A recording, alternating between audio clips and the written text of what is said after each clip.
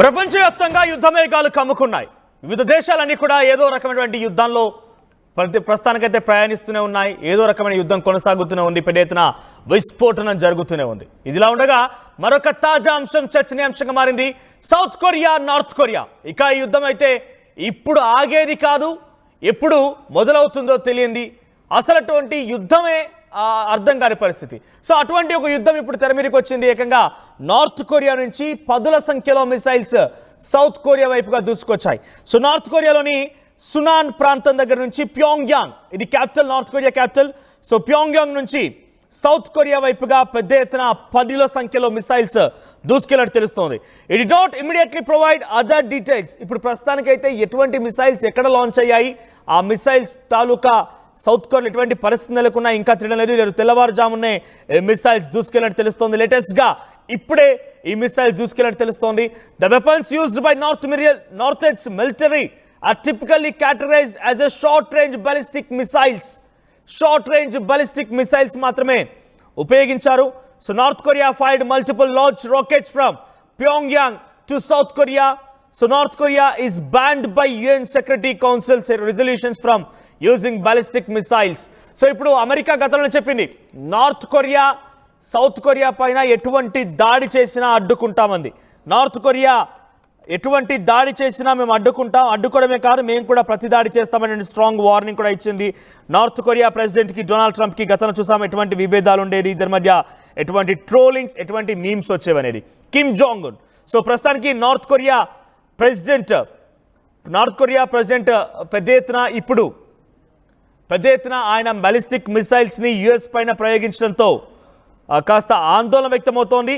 పెద్ద ఎత్తున Kim Jong Un ఆయన మాట్లాడినటువంటి ఈ మాటలు, సౌత్ కొరియాని అంతం చేస్తాం, సౌత్ కొరియాని పూర్తిగా హతమారుస్తామనేటువంటి మాటలు పెద్ద ఎత్తున ప్రపంచ దేశాల్లో మరో రెండు దేశాల యుద్ధానికి తెరలేపాయి. ఇవన్నీ చూస్తూ ఉంటే చాలా విపత్కర పరిస్థితులు చాలా సమీపంగానే ఉన్నాయి. పరిస్థితి అంతా చేజారిపోయిందని మాత్రం చాలా స్పష్టంగా అర్థమవుతోంది.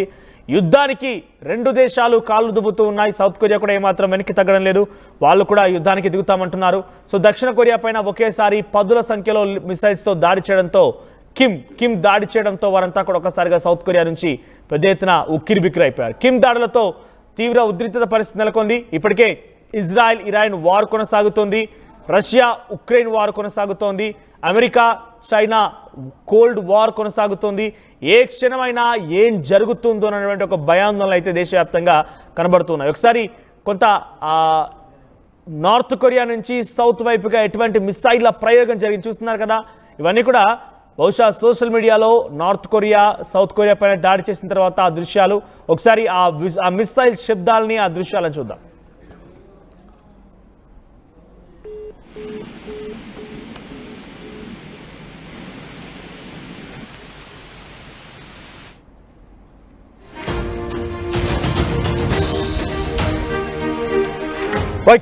యోన్ సుక్యోల్ సౌత్ కొరియా ప్రెసిడెంట్ కూడా ఏమాత్రం వెనకడుగు వేయడం లేదు.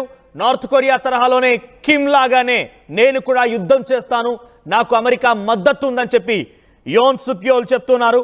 సో ఏదేమైనా ఇరు దేశాల మధ్య యుద్ధం ఇది చాలా భీకరంగా జరిగే అవకాశం ఉంది. ఇప్పటికే మిడిల్ ఈస్టర్న్ కంట్రీస్లో అటు Russia Ukraine, Iran Israel, America China ఈ రకంగా ఏదో ఒక చోట ఏదో ఒక యుద్ధం జరుగుతూనే ఉంది. ఇప్పుడు తాజాగా నార్త్ అండ్ సౌత్ కొరియా మధ్య యుద్ధం తెరదీశారు. At the same time North Korea ఏం చేస్తుందనంటే కుర్స్క్ అనేటువంటి ఒక ప్రాంతం రష్యాలోనిది.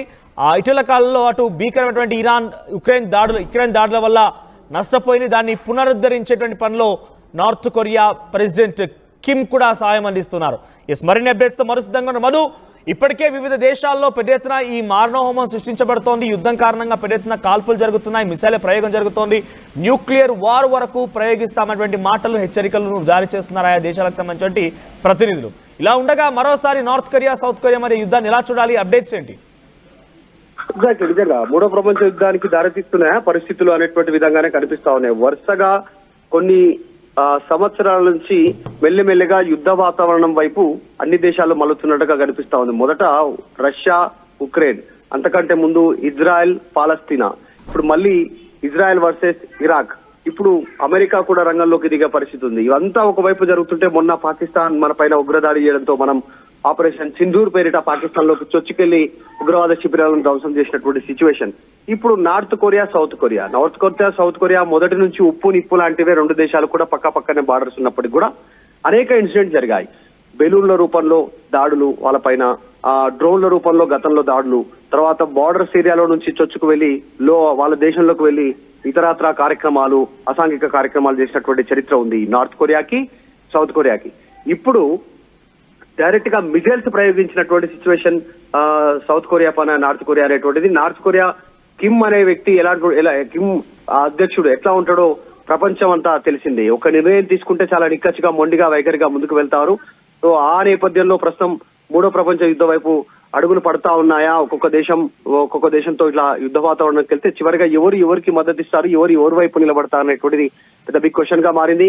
ప్రస్తుతం అమెరికా కూడా ఇరాన్ పైన దాడి చేస్తాము అనేటువంటి స్టేట్మెంట్ పైన కూడా రష్యా తీవ్రంగా ఖండించింది. మీరు ఆ స్టేట్మెంట్ ని విరమించుకోకపోతే, మీ యుద్ధ విమానాలు కానీ మీ అమెరికా సైన్యం ఆ నిలుపుదల చేయకపోతే వారిని, ఒకవేళ ఇరాన్ పైన దాడి చేస్తే తర్వాత పరిణామాలని అమెరికా కూడా ఊహించలేదంటూ రష్యా అమెరికాకు వార్నింగ్ ఇచ్చింది. అసలు ఏం జరుగుతుందో అర్థం కాని పరిస్థితి ఉంది. ఎవరి వైపు నిలబడుతున్నారో తెలియనటువంటి సిచ్యువేషన్ ఉంది.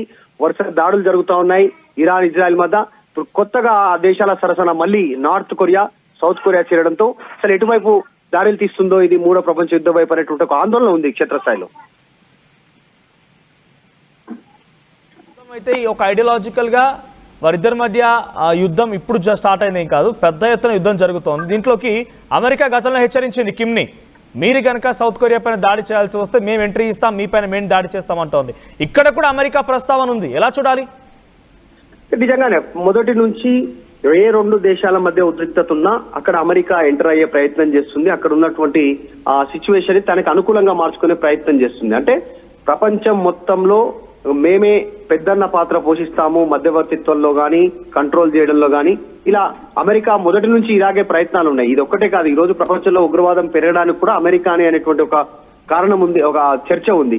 ఎందుకంటే ఆ రెండు దేశాల మధ్య ఉద్రిక్త వాతావరణాన్ని తీసుకురావడము, శాంతి అని చెప్తున్నప్పటికీ ఆయుధపరంగా వారికి సహాయం చేయడం. అమెరికా ఆయుధాలను సప్లై చేస్తుంది వారందరికీ కూడా. ఆర్థిక సహాయం చేసినట్టే చేసి, మధ్యవర్తిత్వం వహించినట్టే వహించి ఆయుధాలను సప్లై చేయడము, ఆ దేశంలో డిప్లాయ్ చేయడము వాళ్ళ ఆర్మీని, ఆ ద్వారా ఇతర దేశాన్ని కంట్రోల్లోకి తీసుకోవడం. అక్కడేమైనా వసతులు ఉన్నాయా, ఇంధన ఖనిజాలు ఉన్నాయా, వాటిపైన దృష్టికి మొదటగా కన్ను పెడుతుంది. లేదు అంటే సముద్ర ప్రాంతం ఉంటే ఆ దీవులను ఆక్యుపై చేసుకోవడం, అక్కడ వాళ్ళ మిలిటరీని డిప్లాయ్ చేయడం, ఇట్లాంటి కార్యక్రమాలను మొదటి నుంచి అమెరికా చేస్తూ పోతానే ఉంది. లేదు ఈ ఫ్యూచర్ లో ఈ దేశం మనకు పోటీ అయ్యే అవకాశం ఉందంటే ఆ పోటీ అయ్యే దేశానికి శత్రు దేశం ఏదంతో దానికి మద్దతు తెలపడం, ఇలాంటి కార్యక్రమాలు మొదటి నుంచి అమెరికా చేస్తూనే ఉంది. సో చూడాలి ఏం జరుగుతుందో ప్రతి అంశంలో. నిన్న ఇండియా పాకిస్తాన్, ఇప్పుడు ఇరాన్ ఇజ్రాయెల్, ఇప్పుడు సౌత్ కొరియాకి సంబంధించిన నార్త్ కొరియాకి సంబంధించి ప్రతి దాంట్లో డిప్లాయ్ అవుతా ఉంది. దీనికి పోటీగా చాలా ధీటుగా రష్యా జవాబు ఇస్తుపోతా ఉంది. రష్యా అమెరికా వైఖరిని, అమెరికా ఆధిపత్యాన్ని కంట్రోల్ చేసే దిశగా స్టేట్మెంట్ ఇస్తున్నట్టుగా కనిపిస్తా ఉంది. పుతిన్ ట్రంప్ మధ్య కూడా చాలా తీవ్రమైనటువంటి విభేదాలు ఉన్నాయి. అమెరికా ఆధిపత్యాన్ని యాక్సెప్ట్ చేయట్లేదు రష్యా మొదటి నుంచి కూడా అనేక సందర్భాల్లో. సో ఈ విషయంలో కూడా వార్నింగ్ ఇచ్చే అవకాశం కనిపిస్తా ఉంది చాలా స్పష్టంగా. రష్యా ఉక్రెయిన్ వార్ లో కూడా నార్త్ కొరియా కిమ్ ఏం చేస్తున్నారంటే, కుర్స్క్ అనేటువంటి ప్రాంతంలో, రష్యా ప్రాంతంలోని ఆ ప్లేస్ లో ఉక్రెయిన్ భీకరంగా దాడులు చేసింది. ఆ నగరాన్ని పూర్తిగా కూడా కుప్పకూలు చేసింది, డ్రోన్లతో దాడి చేసింది. దాన్ని పునరుద్ధరించే పని బాధ్యతని నార్త్ కొరియా నుంచి కొంతమంది ఆర్మీ పర్సన్స్ ని సహాయార్థం పంపించి దాన్ని పునరుద్ధరించే పనిలో ఉన్నారు కిమ్. సో ఇక్కడ అమెరికాకి డైరెక్ట్ గా ఇక్కడ రష్యా నుంచి కూడా కిమ్ స్ట్రాంగ్ వార్నింగ్ ఇస్తున్నారు. కిమ్ టార్గెట్ సౌత్ కొరియాతో పాటు ఇక్కడ అమెరికా కూడా ఉంది, ఎలా చూడాలి?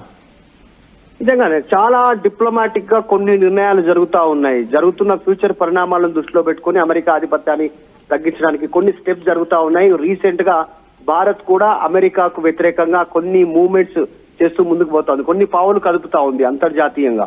మనం చూస్తా ఉన్నాం, చిన్న క్రొయేషియా లాంటి దేశాల దగ్గర కూడా భారత్ వెళ్లడంతో టర్కీని కంట్రోల్ చేయడం కావచ్చు, ఇంకా ఇతర దేశాలతో సత్సంబంధాలు నెరుపుకుంటూ అమెరికాను కార్నర్ చేసే ప్రయత్నం కావచ్చు, కొన్ని జరుగుతా ఉన్నాయి. ఆల్రెడీ చైనా అమెరికాకు వ్యతిరేకంగా ఉంది, రష్యా చైనా రెండు దేశాలు అమెరికాకు వ్యతిరేకంగా మారిపోయినటువంటి పరిస్థితి. సో భారత్ తో కావాలని ఉన్న చెలిమిని ఖరాబ్ చేసుకుంటున్నటువంటి పరిస్థితి అమెరికా కనిపిస్తా ఉంది. ఇప్పుడు ఇక నార్త్ కొరియా అధ్యక్షుడు కిమ్ ఉన్ జాంగ్, తర్వాత రష్యా అధ్యక్షుడు వ్లాదిమిర్ పుతిన్ ఇద్దరు భేటీ అయ్యారు.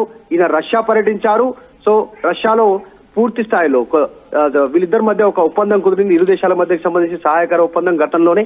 అప్పటి నుంచే అమెరికా రష్యా వైఖరిని తప్పుపడతా వస్తా ఉంది. పుతిన్ ఎప్పుడైతే కిమ్ తో భేటీ అయ్యారు, సో అది ఇప్పుడు రిఫ్లెక్ట్ అవుతా ఉంది దాని పరిణామాలు. మొత్తానికి అమెరికా ఆధిపత్యాన్ని కంట్రోల్ చేసే దిశగా ప్రపంచ దేశాలు నిర్ణయం తీసుకునే దిశగా ముందుకు పోతున్నట్టుగా కనిపిస్తా ఉంది. ఇప్పుడు సౌత్ నార్త్ కొరియా దేశాల ఉద్రిక్త ఎటుపోతుందో అనేటువంటి చర్చ కొనసాగుతా ఉంది. Right, thank you Madhu. So ప్రస్తుతానికి సౌత్ అండ్ నార్త్ కొరియా మధ్య కూడా ఈ భీకరంగా దాడులు కొనసాగుతున్న నార్త్ కొరియా సుమారుగా 10ల సంఖ్యలో మిసైల్స్ ని సౌత్ కొరియా వైపుగా లాంచ్ చేసింది. ప్యోంగ్యాంగ్ అనేటువంటి ప్రాంతం నుంచి సునాన్ ప్యోంగ్యాంగ్, అది నార్త్ కొరియాలోని క్యాపిటల్ ప్యోంగ్యాంగ్ నుంచి ప్రస్తుతం ఈ దాడులు కొనసాగించింది. 10ల సంఖ్యలో మిసైల్స్ ని, బాలిస్టిక్ మిసైల్స్ ని సౌత్ కొరియా వైపుగా లాంచ్ చేసింది నార్త్ కొరియా. అయితే గతంలోనే కిమ్ ని డొనాల్డ్ ట్రంప్ హెచ్చరించారు. ఆయన ఏమన్నారంటే, ఇప్పుడు అధ్యక్షుడిగా కాదు, గతంలో ఆయన అధ్యక్షుడిగా ఉన్న సమయం నుంచి కూడా ఈ చర్చలు జరుగుతున్నాయి. అమెరికాకి నార్త్ కొరియా కిమ్కి ఏం మాత్రం కూడా పడలేదు. సో చాలా పెద్ద ఎత్తున విభేదాలు కూడా, ట్రోలింగ్స్ కూడా జరిగాయి. పెద్ద ఎత్తున ప్రపంచవ్యాప్తంగా మొత్తం కూడా వీరిద్దరి మధ్య కొన్ని సందర్భాల్లో చర్చ కూడా జరిగింది. నువ్వు కనుక నిజంగా సౌత్ కొరియా పైన దాడి చేయాల్సి వస్తే నేను నిన్ను చంపేస్తా, నీ అంతు చూస్తా అన్నట్టుగా డొనాల్డ్ ట్రంప్ హెచ్చరికలు జారీ చేశారు. సో మరోసారైనా ఇక్కడ అమెరికాలో అధ్యక్షుడిగా అయ్యారు. ఇప్పుడు మరోసారి నార్త్ కొరియా సౌత్ కొరియా పైన దాడి చేస్తోంది. మరి ఈ తరుణంలో అమెరికా ఎలా రియాక్ట్ అవుతుందో చూడాలి. ఇప్పటికే రష్యా ప్రాంతంలో కొన్ని విపత్కర పరిస్థితుల నేపథ్యంలో దాన్ని చక్కదిద్దే పనిని, పునరుద్ధరించేటువంటి పనిని కిమ్ తీసుకున్నారు. కురుస్క్ అనేటువంటి బార్డర్ ఏరియాలో కొంత విపత్కర పరిస్థితులు ఉంటే దాన్ని చక్కదిద్దుతున్నారు నార్త్ కొరియాకు సంబంధించిన ప్రెసిడెంట్ కిమ్. సో ప్రస్తుతానికి ఈ దాడులు ఇంకా కొనసాగుతున్నాయి. ఈ దాడుల నేపథ్యంలో అమెరికా ఎలా రిటిలీట్ అవుతుందో చూడాల్సిన అవసరం ఉంది.